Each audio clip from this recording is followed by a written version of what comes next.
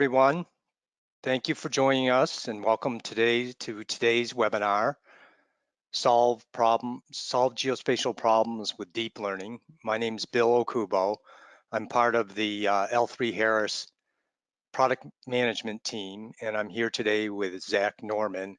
Zach's also part of the product management team, and he's a former sales engineer with us and a really technical guy, so he pretty much knows just about everything there is to know about ENVI and IDL.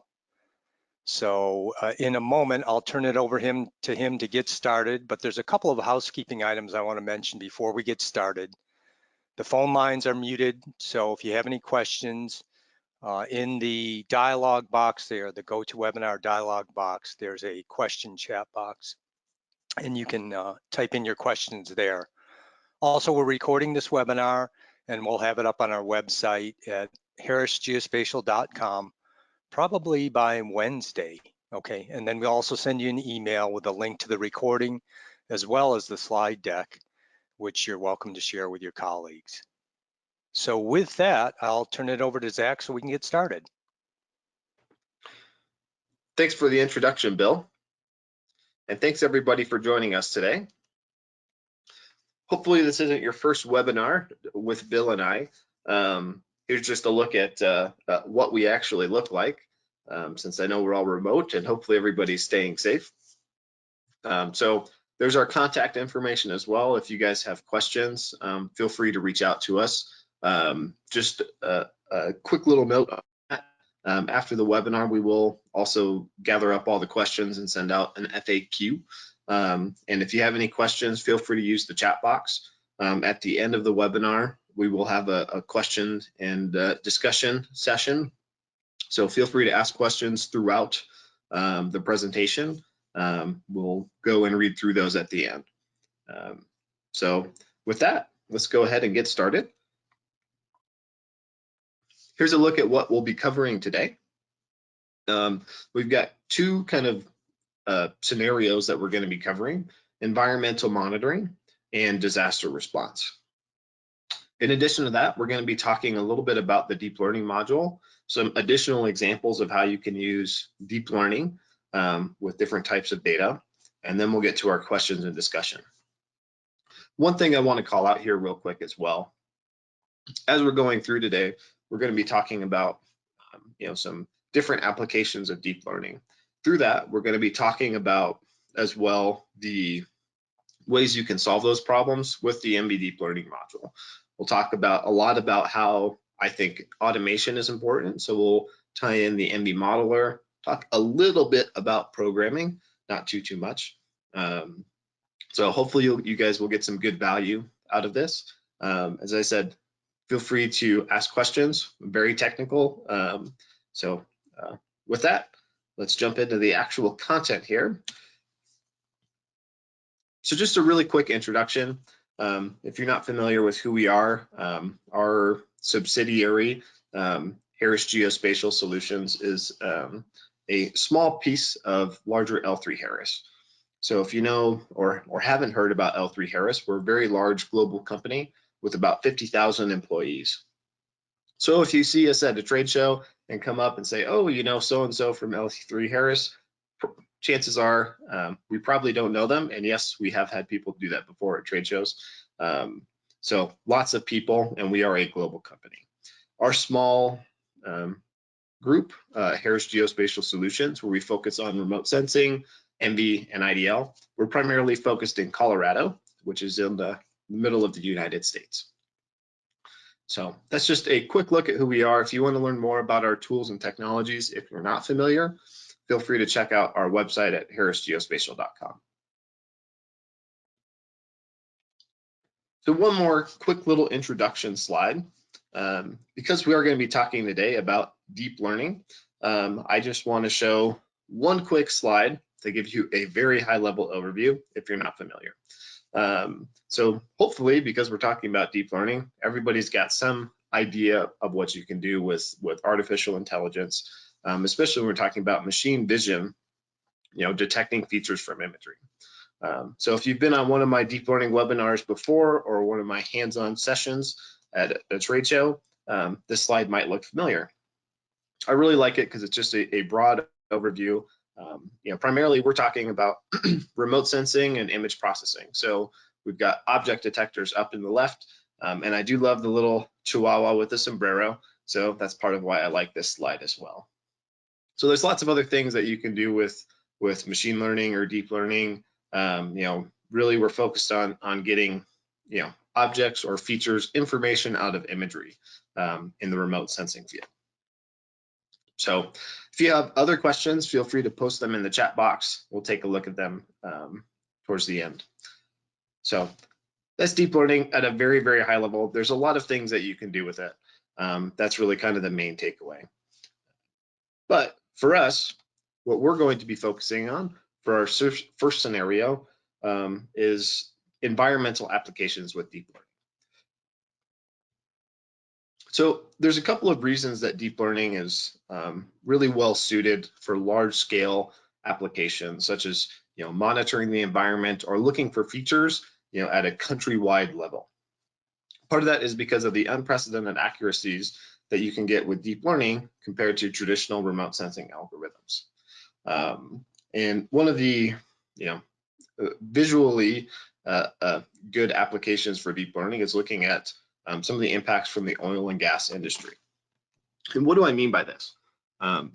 So if you look on the right-hand side of the image, you'll see a little success story from the US Bureau of Land Management, which shows an area where there used to be a well pad being reclaimed and showing progress over time. Those well pads, if you look at the first picture up in the top left, you can see that they're large and distinct. It's going to be clearly identifiable from imagery that's collected up above that there's something there that's not natural.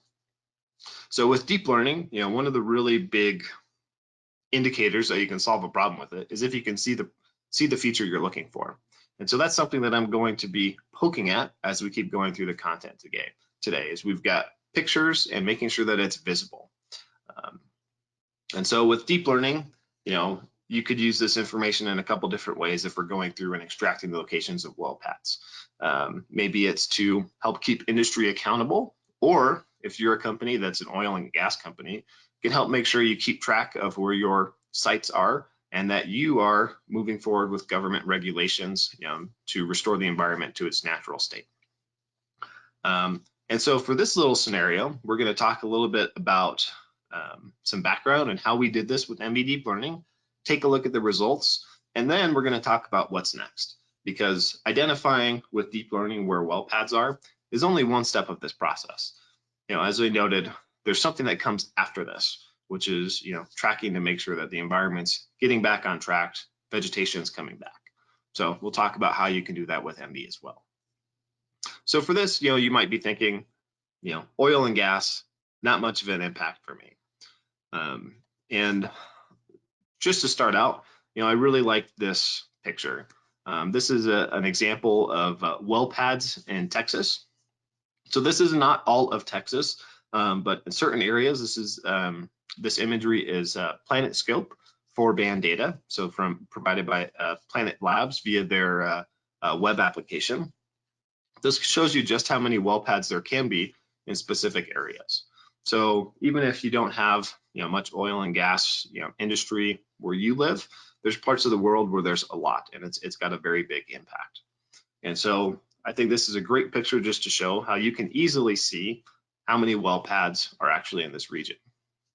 And that actually ties into something I touched on just a minute ago. When we're talking about applications of deep learning, remember, we're extracting features in a similar way that our eyes do. So if you can easily see a feature in imagery, chances are pretty good that you'll be able to use something like deep learning to extract that information. And so that is what we actually set out to do here. So just to talk a little bit about how we went through and solved this problem with ENVI Deep Learning, then we'll show some nice pictures. So for this application, starting up in the top left of this slide, we use PlanetScope 4-band data. So we're primarily in the kind of central US, imagery over Texas and Oklahoma with 15 different scenes. And I was lucky enough to get to go through and label get some hands-on work with 11,000 features for well pads. For our labeling, we used point features. So one of the things that's unique to ENVI Deep Learning is we can use points, polylines, or polygons. And there's some training parameters, which we won't talk about too much today, that lets you kind of add a buffer around that. So if you've got questions, feel free to post something in the chat box and we'll get to that later. So for this application, there's a couple of things that I did. So apart from the data in 15 scenes and using points, one of the things that I find very, very valuable anytime I do anything with deep learning is automation. Now, if you're not a programmer, don't get scared by seeing some code there in the lower left. You don't have to write code to use the ENVI Deep Learning module.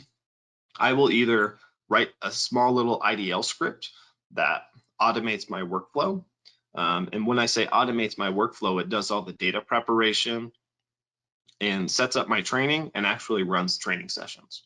And if I don't use IDL, then I will use the ENVI modeler, which we've got plenty of examples to show how you can do that. So automation is really important because you want to spend time you want to spend your time in more important areas, which is labeling.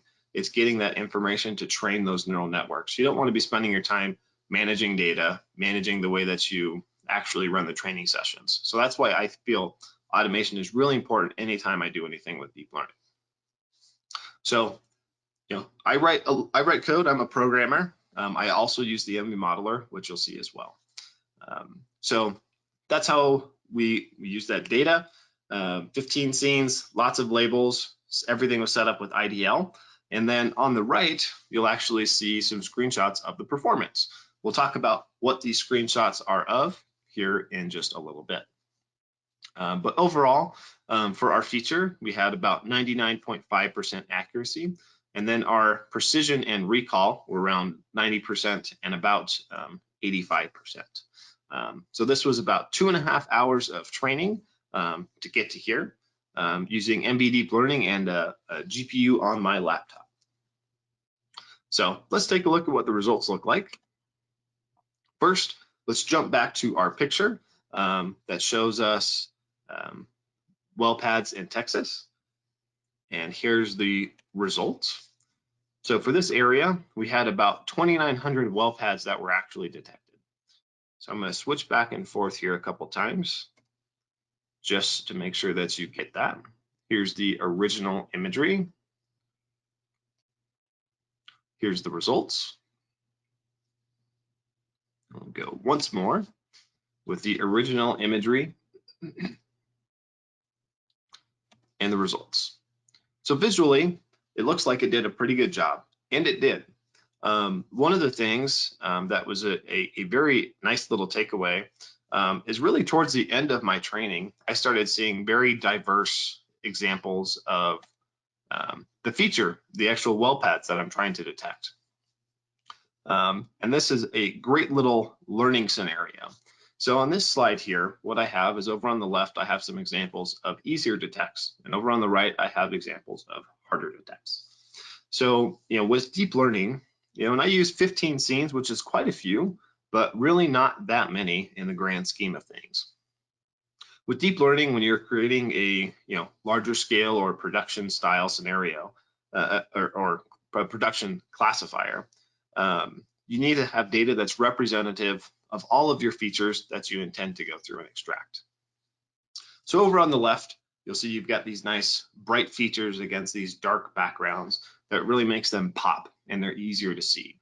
If you look all the way on the right, especially in the lower right, you'll see these kind of gray well pads against a gray background.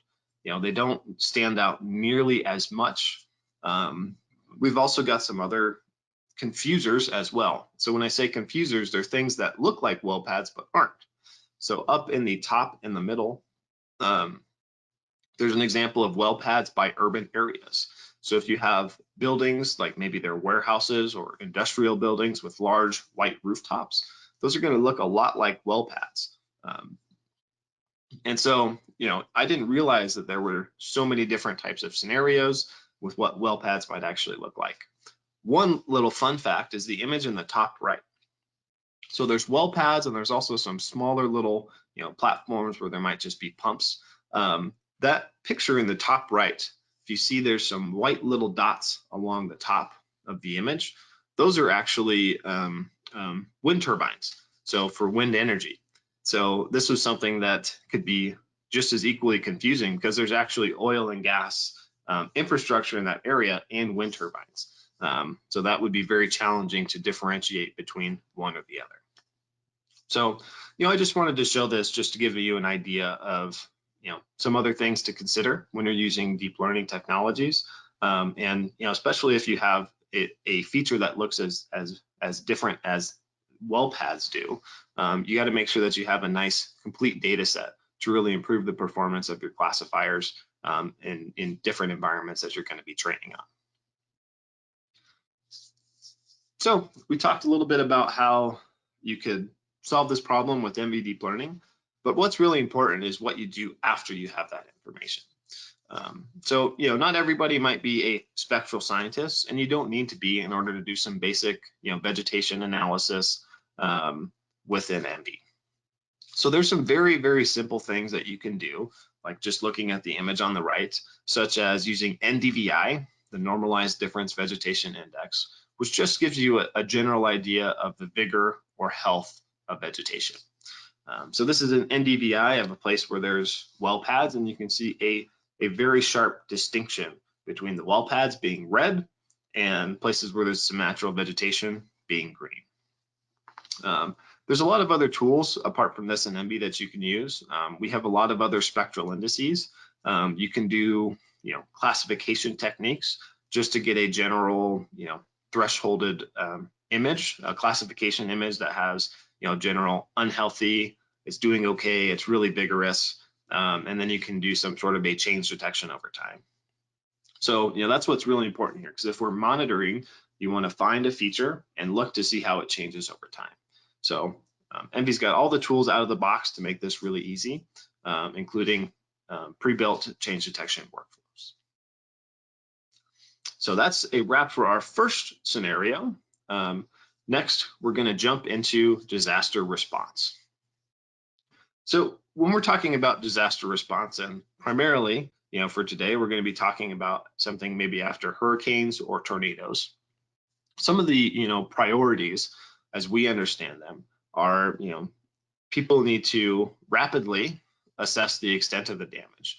Knowing where and how severe is really important so that we can task resources to help in the mitigation or recovery effort based on the damage that's actually discovered.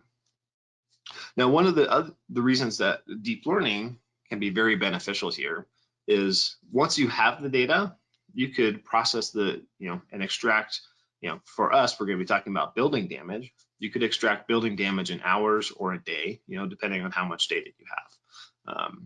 For some timelines today, it could take up to 6 days or a week to actually get a map of where the damage is. And so the idea here is you can have a faster turnaround to start helping people get back on their feet and help rebuild after disasters come through. Now, one of the things I want to call out here is looking at all of the pictures over on the right. So I want to talk about visual representations of features. So if you've been on some of our other webinars, 3 of those images might look familiar to you, especially if you're joining us from Europe today, as SAR imagery. Now, part of the reason I have SAR here is if we're talking about disasters or fires, as 2 of those images are from, you can't actually see the ground with traditional remote sensing data using optical. So SAR is a great way to help you penetrate smoke, penetrate clouds, and actually get some representation and idea of what's on the ground. And with these examples, it's also trying to show you that even with SAR imagery, you can see that there's a difference. So the 2 images on the left are from fires. The one in the top left, I believe, is the campfire in California from a couple of years ago.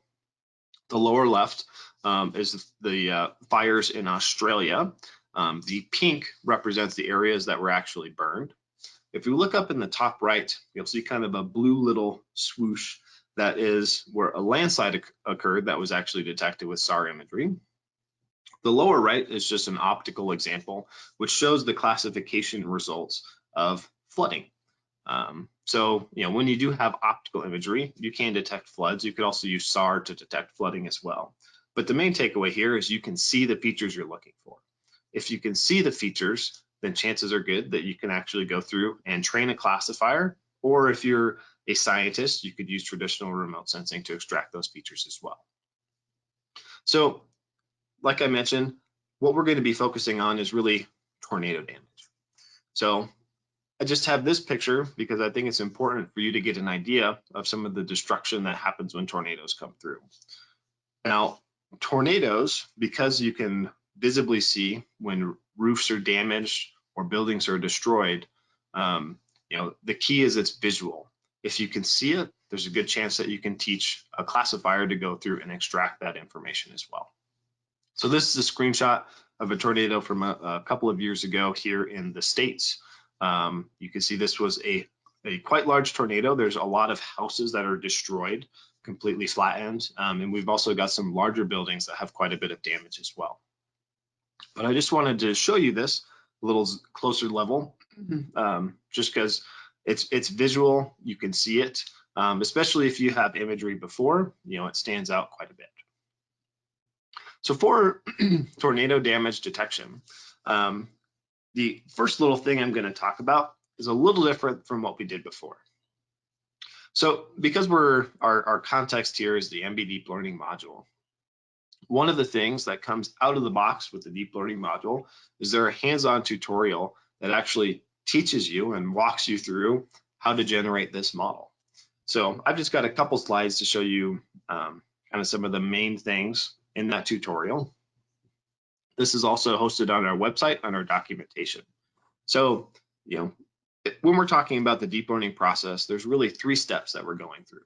We're going to label some data, train a classifier, and actually classify our imagery. And that is a cycle that repeats, and I'll touch on that in just a few slides as well. But when we're talking about labeling data, there's a couple of tools out of the box that ENVI and ENVI Deep Learning has to make your life easier. First, you have the ENVI ROI tool, which lets you go through and generate points, polylines, polygons. You can do, rectangles, ellipses. There's even a cool little magic wand feature coming in the next release of ENVI here in a few months. But this tutorial walks you through how to actually label your data, which is great, especially if you're not familiar with deep learning or UNet style classifiers, which are what we use in ENVI. Additionally, and we will also talk more about this later, there's an out-of-the-box labeling tool which will manage your data, automate your training process, and just keep everything organized for you, which is, as I talked about earlier, it's something that's really important, especially if you have a lot of imagery. Keeping everything organized is critical to being successful. During training, we have TensorBoard. So we've got tools to make it easy to actually label your data. When you're training, we make it very easy to go through and see the performance in real time and actually, update things, stop training, edit parameters if you need to. So that's all I'm going to say about this, because we're going to get to this in a little bit more detail later as well. Then lastly, classifying your imagery. So for this hands-on tutorial within ENVI Deep Learning, you can see the original imagery in the top left. So the tutorial also has a scene where there was a really, really big tornado. So there's a lot of destruction. And you can use deep learning to go through and detect where those piles of rubble are to identify, destroyed homes, houses, where people might need help. But all of the classification tools are seamlessly integrated with ENVI. As I've talked about, you can use the modeler, the ENVI modeler, or the ENVI API to run all of these tools. And one of the other benefits of working with ENVI is that you can use classification cleanup tools as well. So classification smoothing, classification sieving, basically, cleaning up your results so that you have just what you care about. And finally, since you might be using a GIS system, you can export all that to vectors, shapefiles, GeoJSON, whatever you might need for your application. And so that's it for our first little part of tornado damage for disaster response. Second, I want to talk about another scenario for how you can use deep learning for also building damage detection as kind of a change detection application.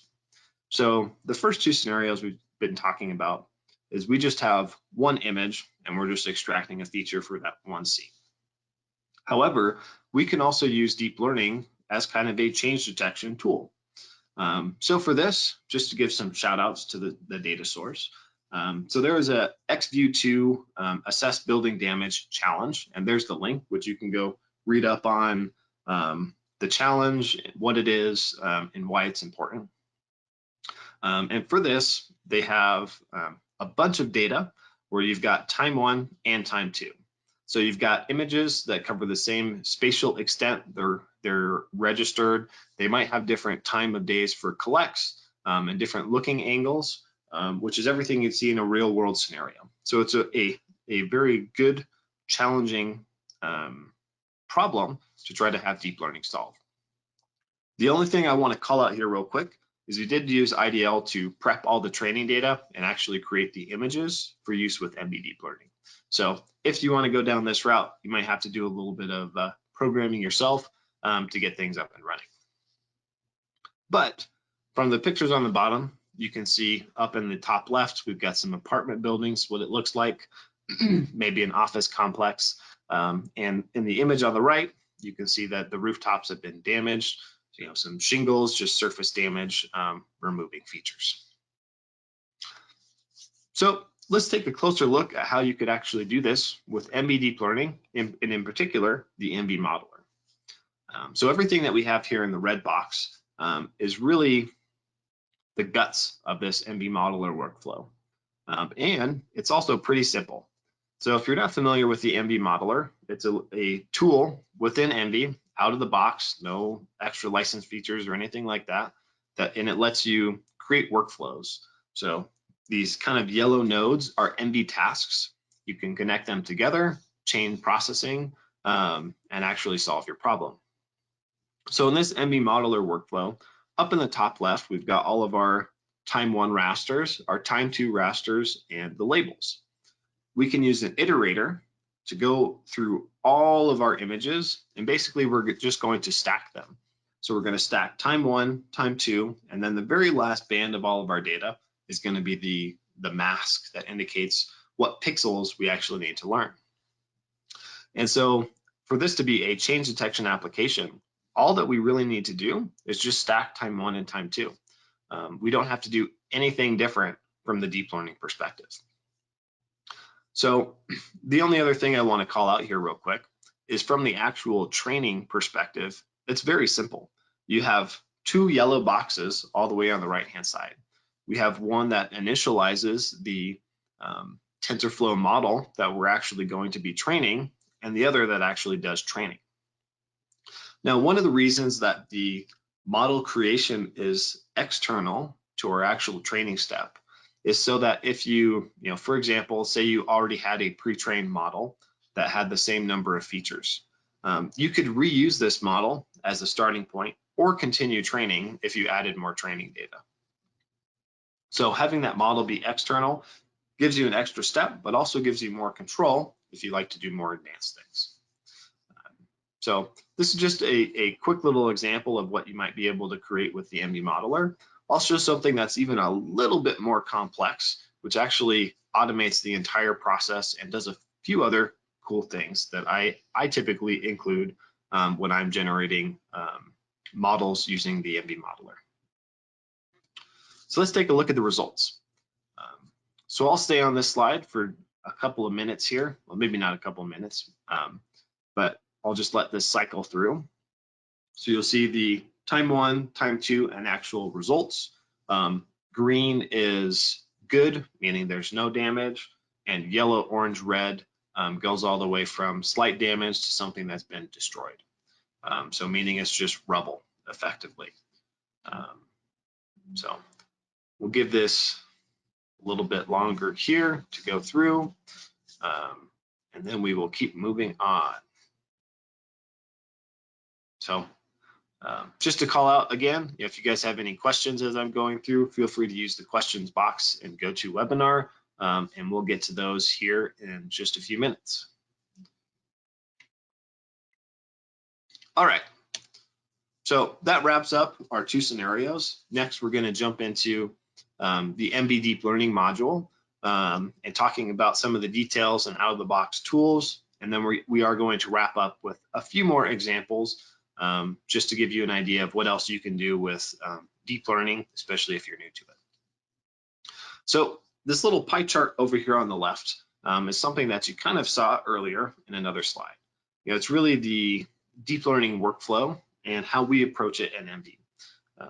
Just for quick reference, in the ENVI Deep Learning module, we use TensorFlow and Keras behind the scenes to do all of the work for us.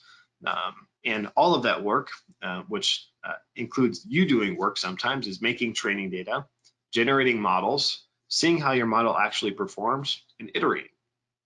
And in the deep learning workflow, you're going to spend a lot of time, most likely, creating your training data. Alternatively, if you have open source labels, you can use that as a starting point. You can also get very creative and just do a little bit of training and let deep learning auto label for you. So there's lots of techniques that you can use to reduce the amount of time that you spend training data and focus on creating models and solving the problem you set out to do. Over on the right-hand side here, talking about the deep learning module, something I touched on a little bit is you can use points, lines, and polygons for training data. So this is really important because, you know, for the first example, when we're doing well pads, I just have to click at the center of it. I don't need to go around, make boxes, do polygons, and click, 4 or 5 times to actually get my training data together. So there's some parameters during training called solid distance that actually adds a simple little buffer around your features so that your points basically become circles. So if you have questions about that, feel free to ask them in the chat box, and if we have time, we'll get to them. So just those two little examples on the bottom before we scoot on from here. So there's some of the, a look at the results from the building damage detector, which could be after hurricanes or tornadoes. And I also want to call out, because we are using ENVI and we have a support for many different file formats and data modalities, we could also use SAR as well. So this is an example that's just detecting the flooded areas, not the original locations where a river was with SAR imagery. A couple of other examples with SAR that we'll see at the end as well. So with the deep learning module, how do you use the tool? So the place that I always start is the deep learning guide map. So this is really the entry point into everything that the deep learning module includes. There's some tools for training. This is where you can access your metrics, which we'll get to in just a second here. Make sure that your system is properly configured, which gives you a definitive yes, no, you have what you need or you don't. You can get to your help content, and you can access pre-built ENVI modeler workflows. So the ENVI modeler workflows can be accessed from the tools dropdown. And that's typically where I start if I don't have my workflow pre-made from something else that I did already. And jumping into the ENVI modeler in a little bit more detail. One of the reasons, as I keep talking about, that it's really important to create some representation of your workflow is so that you get to spend time doing what's important and not spending time on the details of actually having the training session happen. So this ENVI modeler workflow is a little bit bigger, a little more complicated than what I showed before, but the concepts are almost exactly the same. All that we have here is on the left-hand side, we have our data inputs, and we use some arrays of values that separate our images for training versus validation. Everything up in the top right, just like before, it's just opening up our data and getting it prepared for deep learning. And then we do our training all the way over on the right. And the bottom, and this is where this workflow differs from what I showed before, in the bottom right, for every one of the validation images, we go through and we classify our validation data sets. so that we can see what the performance of our model is on data that we haven't actually trained on, but we just used to get metrics. And so this workflow automates the training process, automates the classification of our validation data sets, so that you can just click a button, walk away, come back a couple hours later, and see what the performance looks like, and it's all ready for you to go through and inspect and make an assessment of how it's actually performed. So there's a lot of really cool things that you can do with the ENVI modeler. The out-of-the-box ENVI modeler workflows are smaller than this and a little bit easier. But it's definitely worth the time to try and put something like this together if you're going to be using deep learning. Now, apart from the ENVI modeler, I've also talked a little bit about IDL. IDL is the interactive data language. Hopefully everybody knows what it is, but if you don't, it's really the programming language that ENVI is built on. And even if you're not a programmer, I like to show just a couple snippets of what it actually takes to write some IDL code that accomplishes the same thing that our ENVI modeler workflow does. And it's very simple. From this, we have custom data preprocessing and our classifier generation, which are 15, 20 lines of code each. So it's very easy to tie some of these workflows together and actually automate your training just from IDL. And we've got some great examples in our help documentation, which you can just copy and paste and use as a starting point if this is something that you're interested in doing instead of using the ENVI modeler or some of the out-of-the-box tools. So apart from having ways to automate your workflows, one of the things that's really important is during training, understanding how your models are actually performing. So those screenshots you saw on an earlier slide, and they are part of TensorBoard. So TensorBoard is a tool that starts up automatically during training when you're using ENVI Deep Learning, and via a browser makes it easy for you to actually see the performance step by step of your training process of your neural network. This is a great way for you to actually compare training sessions to one another. So say, for example, you have 2 images and then you add 5 more and you want to understand what your performance looks like. So that image in the bottom right there, actually, there's a pink curve and a green curve. The little black box on the bottom actually shows the metrics from each one of those side by side. So you can move your mouse around interactively and it will tell you the performance at each step. And so this is a great tool. It's one that I use all the time during training to actually make sure things are happening as expected. So with TensorBoard, you actually get 4 metrics. You get accuracy, loss, precision, and recall. While you are training, you should see the accuracy, precision, and recall increase, and the loss should decrease. So these screenshots here kind of show you what happens when there might be a problem in your training. So during training, you can see the precision is slowly going down. And towards the end of training, if we look at the picture in the bottom right, you'll see that the loss jumps up dramatically. So that means that your training has probably diverged. And this is just an example that you should not see when you're using deep learning for the most part. But it just illustrates the point of what you don't want to see during training. Now, if for some reason this happens when you're training with ENVI Deep Learning, it's not anything that you need to worry about. The reason for that is during training, we save the best performing model as you're going along.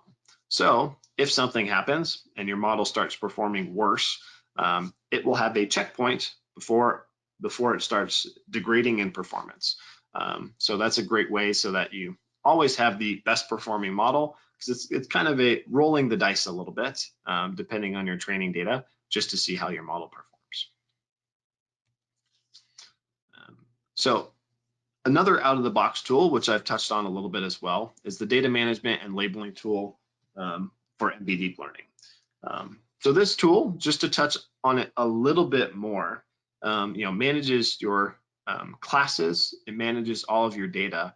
And what I didn't talk about before is it fully automates your training process. So this is a great tool, especially if you have more than one feature that you're going through and extracting, because you don't want to create new classes every time you open up a separate data set. And so With the labeling tool, you know, on the left, you've got your class definitions. On the right, you've got your rasters. There's a little draw button down in kind of the middle on the bottom of the dialog that will automatically open up the image for you, open up your training data, and then you just use the native ENVI ROI tool to actually go through and label your features. And with this, you can literally train with a single click. So when you run the training process, it automates all of the data preparation behind the scenes for you. So when you click train, you don't need to worry about the ENVI modeler or automating your workflow with some IDL code. Everything will just automatically happen behind the scenes. And so this is why I really love the data management and labeling tools, because it really makes the deep learning process simple, so that you don't have to, you know, deal with anything that you don't want to, and it manages all your data for you. And so with that, we're just going to jump into a couple of examples just to wrap things up, and then we'll get to questions and discussion. So first, we just have a couple of nice little animations here just to show you things running in pseudo real time. Skip through some of the processing just to let the videos be quicker. But here we have two examples using high resolution imagery, extracting road networks and extracting solar panels. So the example with the road networks is something that's aerial or satellite imagery between 15 and 50 centimeters in resolution. The lower right image is a high resolution UAV data set over a neighborhood in Japan. Another example, and this one also using SAR, is detecting areas that have been severely burned. So it might be where all the vegetation is gone and you essentially just have, you know, dirt or ash kind of on the ground. So in the image on the left, it's kind of the dark brown, the maroon areas are the ones that actually have the worst burns in the scene. So one of our SAR experts sat down and helped me get this example together. And when I say helped me, they did all the work. And the results you can see over on the right. This is using Sentinel-1 data, and it's an intensity series of 3 times. So we have 3 scenes, so not change detection like the second tornado damage. There's actually a temporal stack of 3 separate collects here that are being used to derive this. Another example, the reason I like to show this land cover classification is just to show you that there's other applications that you can use ENVI Deep Learning for as well. It's not just extracting features. You can essentially classify every pixel in your scene as belonging to a specific class. So this was something that put together as kind of an experiment using the cropland data layer, which is produced by the US Department of Agriculture. And this was just using all completely, you know, free data. So Landsat 8 was the actual source imagery. And then the cropland data layers are also freely available. So this is just using out of the box free data, very little data prep. One of the things that we did do is the cropland data layer has hundreds of classes. So it's 200 something. We reduced that down to about 84, just because there's, you know, more classes than the data could actually support. But, you know, the concept here is that there's more you can do with ENVI Deep Learning apart from just extracting features, points, polylines, polygons. You could do things like land cover classification as well. And another example that I want to touch on is there's, you know, a lot of the examples that I used earlier with deep learning is we might have higher resolution imagery. Unlike the Landsat land cover classification, you know, maybe all you have is access to is, you know, Sentinel-2 data, something that's freely available, lower resolution. With this example, field boundary detection, you know, one thing that's important to consider is the scale or size of your feature with respect to the resolution of your data set. Meaning that for Sentinel-2 data at 10 meters, which this is the visible and near infrared, so red, green, blue, near infrared are the bands here, just 4 bands. You know, at lower resolutions, it's actually easier to see our features. If we had really high resolution data, we might not get as good a performance because there could be a lot of other details that might confuse deep learning. So there are some great applications for lower resolution data, especially if your features are larger. That's a great reason to use a lower scale. And lastly, just another example with agriculture. So this is sugar beets going through and separating the actual crops, the canopies of the plants themselves, with weeds and the background imagery. So there's a lot of different things that you can actually do with deep learning, lots of problems that you can solve. So we just wanted to end with a nice handful of examples just to get you thinking about other applications of deep learning apart from environmental and disaster response. So with that, wrap things up. So we'll open it up for questions. So feel free to use the questions chat box, and we'll spend 5 or 10 minutes answering questions if we've got a bunch. Thanks, Zach. That was a really great in-depth presentation there. So as Zach said, there's a whole bunch of questions coming through. So we'll try to answer a few of those before we need to wrap up. So let me take a quick look. Here's one. Is it possible to generate the IDL code automatically for the processes that we do with the GUI? Yes, great question. So if you are using the ENVI modeler, one of the things that the ENVI modeler does is automatically generate the code for you. So apart from streamlining your workflow, it's also a great way to get started with IDL programming because it scaffolds out, makes code that you can actually use and run. And so it's a good starting point. Okay, here's another one. How would you extract linear features? Great question. So with linear features, depending on how you want to actually extract it. So say if we have rivers or roads, one of the things that you can do is just use a polyline. So you could just draw a line down the center, and then during training, you could use our solid distance parameter to basically add a buffer around it. And then when you would extract or classify your imagery, it would actually extract just the center of your features. There's a special task that has been added to ENVI that will actually take a linear feature and generate a polyline of the center. So like for the road network example that I showed earlier, you could use the, I can't remember the exact name, it's something to polyline shapefile, and it will basically go through and just get you the center of all the roads. So you can do all the labeling and the vector extraction within ENVI. Okay, let me see. Here's another one. Can we use the ENVI Deep Learning in ArcGIS Pro? Yeah, another great question.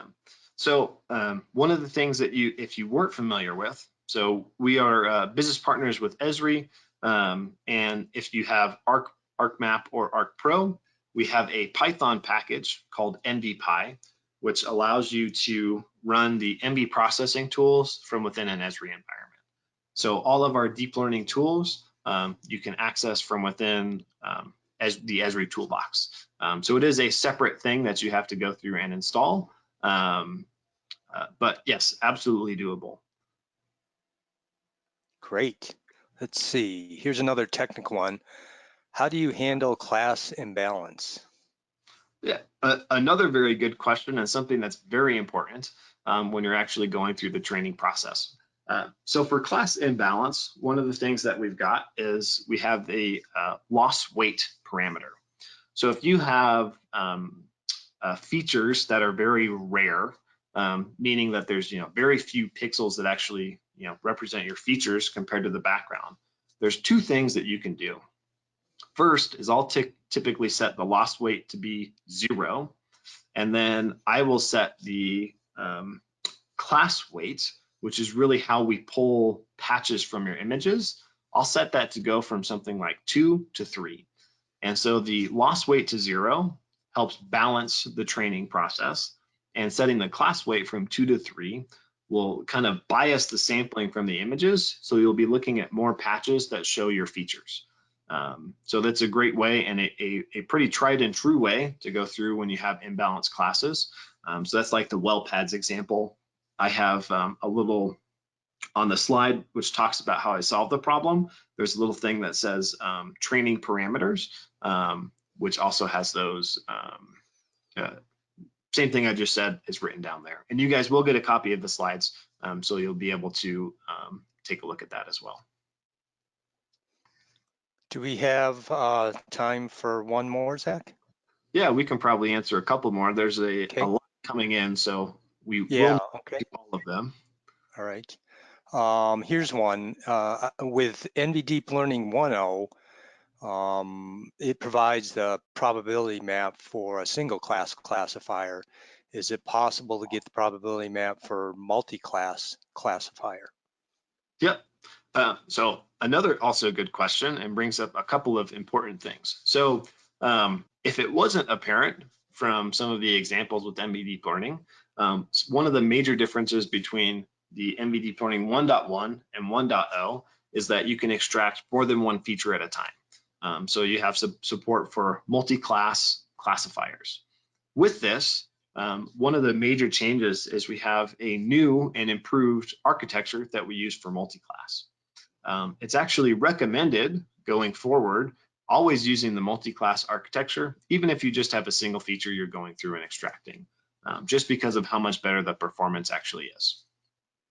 With that new architecture, just like the original one, when you classify your imagery, you can get out kind of the probability heat map, or you can just generate a classification image. So almost any time that I am using deep learning, I am just generating a classification image as my output. I very rarely generate the heat maps or probabilities of each class, but you can do that. Just one little note. One of the reasons that I typically don't generate the heat maps or probability maps is just because of file size, to be honest. If I have a 1 GB classification image, if that is the probability for a heat map as floating point values instead of byte data, that's going to be 4 GB. So if I had 4 classes, I'd have 16 GB. So the files get to be very, very big. And typically, probabilities might be kind of polar. There might be some fuzziness depending on how much training you've actually done, but the classification result is typically a pretty good representation of that probability map. So I don't tend to use it very much. All right, let's try one more. I think this is a pretty straightforward one, and then we'll need to wrap up. Can I import already labeled data from Esri software, for example, shape files or a GDB feature class? Yeah. So if you have vector data sets, you can bring those into ENVI.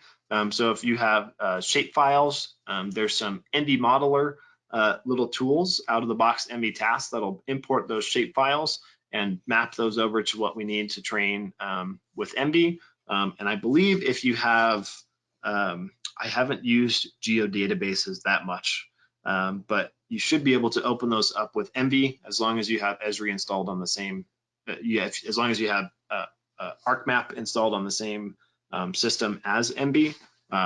You can check that on our documentation. I'm not 100% sure about that just because I don't use geodatabases very often. But shape files, absolutely. All right, I think we are out of time here. So is there any last comments, Zach? Nope, I think that's about it. We will put together an FAQ because we've got lots and lots of questions from all of our webinar sessions. And if your question doesn't get answered in the FAQ, you can feel free to reach out to your account manager and they can help get you the answers that you need. So yeah, with that, I think we'll call it a day. So thanks, Bill, for moderating for us, and I hope everybody stays safe. Thanks everyone for joining us. Bye now.